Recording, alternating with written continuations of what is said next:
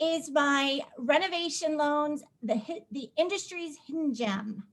And I'm going to debunk myths. The biggest myth, it does not take any longer to close a renovation loan than it does to close a regular loan, as long as your clients are prepared. So tonight, 6 p.m., Facebook Live. It's going to be a party. Come join me. Learn more about renovation loans because I just don't have enough time in 3 minutes to tell you how awesome they are. So that's my Tuesday Minute. Thank you guys so much. Tammy, I've never heard about a renovation loan ever, Tammy. No kidding. It's awesome. Great. That is great specialty. I love it. I love it. I love it.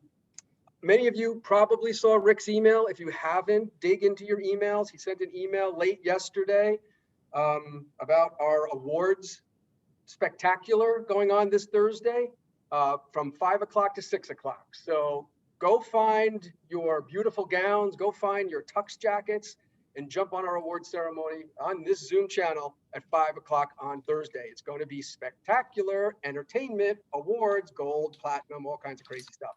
So be there, please. Definitely dress up, guys. It'll be fun. Have your adult beverage of choice. It'll be just amazing. So let's shift to our spotlight right now, guys.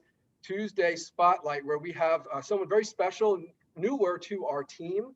Out of the Ridgefield office, we have Sky Minkler. Sky joins us from another Keller Williams office, and she's got a great story to share with us. And she has a specialty, equestrian properties, a real specialty, guys. And I think it's really interesting to understand that segment, right? We're always looking for opportunities, and you don't know what is going to come your way, what door you're going to knock on that may open that opportunity.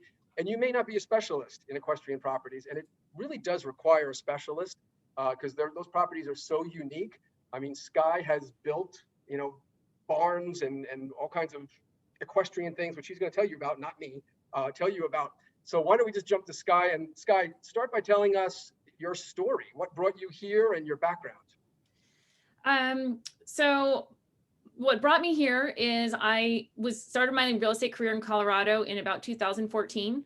Got into real estate in Colorado in a residential way, and out there the developments are planned urban developments, 1,000 units, tiny yards, community associations and things like that. And so my kids got into horseback riding while we were living out there, and it became obvious we were not going to be able to afford the sport without owning the land. So in Colorado, you don't own land much. People literally don't own the ground underneath them. They don't own their mineral rights. They don't own water rights. They don't own a lot of things. So when we decided to buy 3 acres, that was way outside of the norm for anyone in our residential market. And so we learned really quickly that there were a lot of things that we needed to know about as on the real estate end that we did not handle in Colorado at all. So being from the East Coast, I went, all right, I know what a septic system is. I know what well water is all about.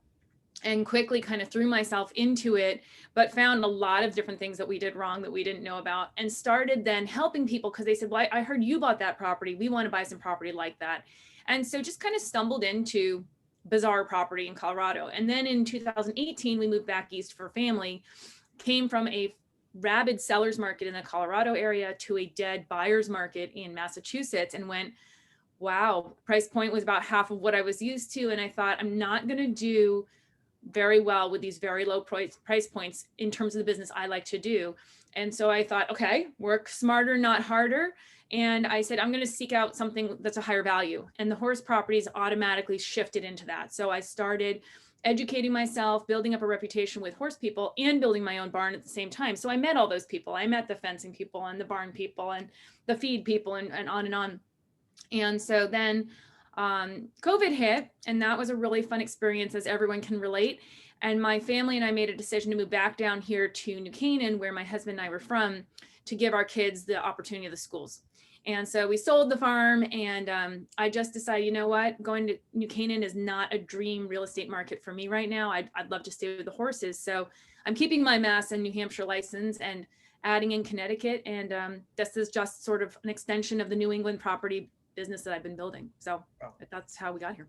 Right. And soon, Dan, if you're on the call, we're going to be getting New York added to that list for Sky, because that's a huge equestrian market right across the border from where she's at. So where my kids actually ride. So yes, it would be very helpful to have New York as well.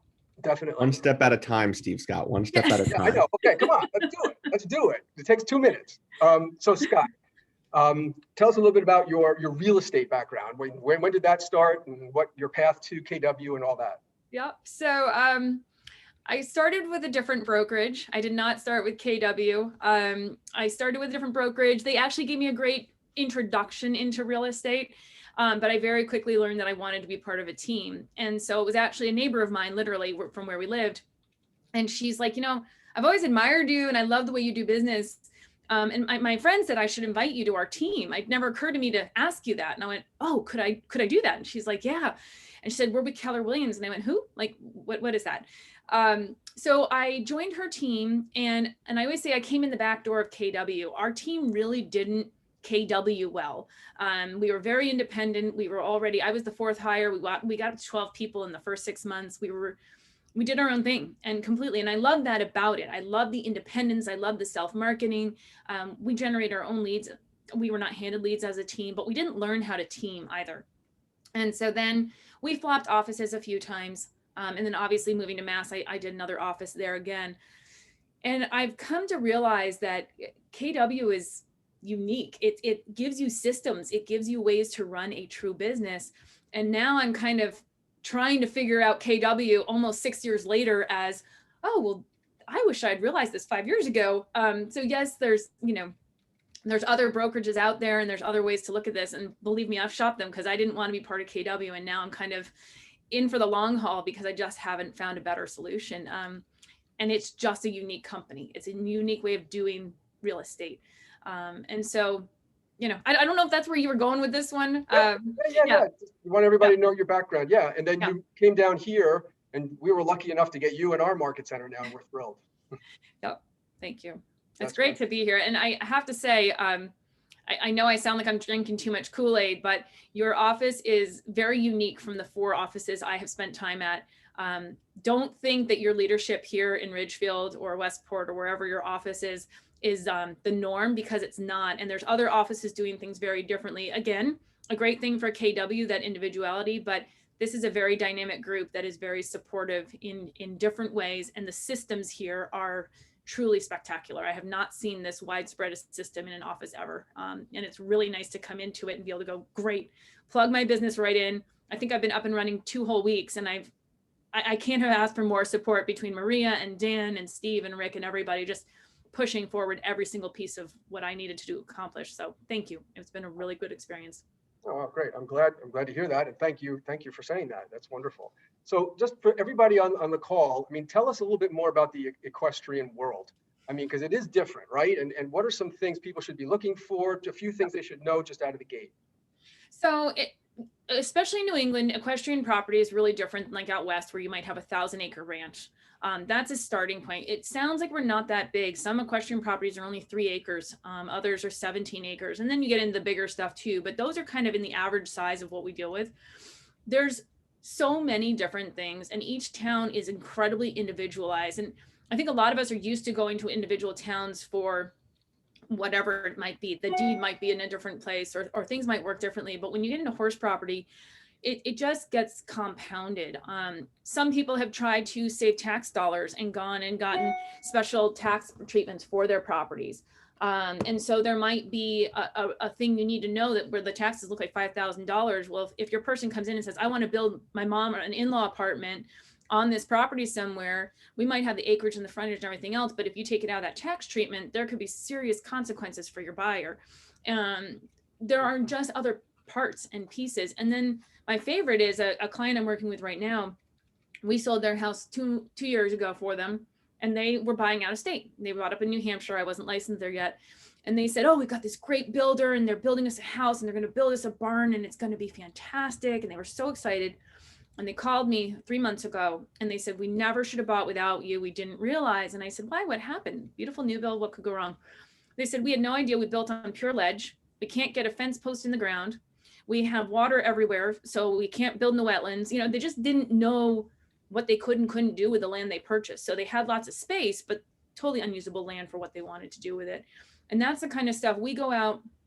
I'm dressed today in jeans, sweater, turtleneck, because I'm leaving in half an hour to go to New Hampshire and tromp around 17 acres of fields to walk with my clients. We normally don't care about the house. The house is nice. We inspect it. We do what we need to do with it, but the land is incredibly important. Just last night we were looking at what restrictions are on this land. I've had properties with municipal dams on them, and there's things to do with towns, state, federal municipalities that we're dealing with. Every single property is totally, totally different. And they tend to have lots of weird old deeds that haven't transferred in hundreds of years sometimes. So it's a mess. And we work very closely with attorneys and other people, especially tax people, to kind of explain to our clients, what are you about to purchase and what's that going to impact your life with? Right. I mean, wow. I mean, there's a lot of things that are very different, a lot of things that are different that you just don't know. So the bottom line, guys, is if you're not an equestrian specialist and you have an opportunity, here she is. I mean, give her a call, email her, bring her in, partner with her, refer it to her, because she knows what she's doing, obviously. And I love partnering with people. So if you don't want to give up full control or you love your client, absolutely happy to partner and or help out along the way where I can. So that's awesome. That's awesome. So I don't know if we have any questions in the chat, but anybody have any questions? You can unmute yourself. You want to ask Skye about equestrian properties real quick? Skye, I have a question. It's Donna. hi, Donna. Hi, you just mentioned New Hampshire. What is your territory? So my territory depends on what's going on. I have tried to, I don't have an easy way to define it. I am going up today to New Boston, New Hampshire, because my clients are buying up there. I've worked with them before. I know they don't call me unless that property must be seen and they've researched it already online as much as they can. So I don't go up pretty much above Manchester, maybe a little tiny bit. I try to keep it within a 3-hour drive for myself. Today is 3 hours and 20 minutes. But for the right property, especially a listing, listings are fairly easy. I need to be there in person almost every single time because people don't want their horses or their livestock being exposed to a buyer without representation. So I normally go and I help with the animals more than anything else and keep people out of the barns. But other than being up for showings, which don't occur as often, I don't need to do much with the listings. For a buyer, I try and have a real long conversation with them about what are you looking for? How specific is it? And can I help you realistically? I got a call last night that a brand new property came up in New Boston and I had to drop everything, change my schedule and move a lot of calls to remote calls today. And I went, okay, I can do that. But I can't always. So I try to be realistic with my sellers and buyers about what kind of time do you need? And that's property specific very often. Cool. Anybody else? Quick question. Lydia, Who is it? Lydia? I don't know. Well, I just heard something. Here's a trigger. If you have a tip on a property, guys, and there are animals involved and livestock, call Skye. Totally. Totally. Well, thank you for your time, Skye. It's been great meeting you, and I can't wait to meet you in person. And I will say this too. I don't know if you're a runner, but Rick and I run in North Salem in horse country. It is absolutely stunning God's country, right 10-minute drive from Ridgefield. It's just beautiful. You can come with us and you could put your business card in everybody's mailbox. Exactly. Thank you. Cool. All right, guys, make it a great day.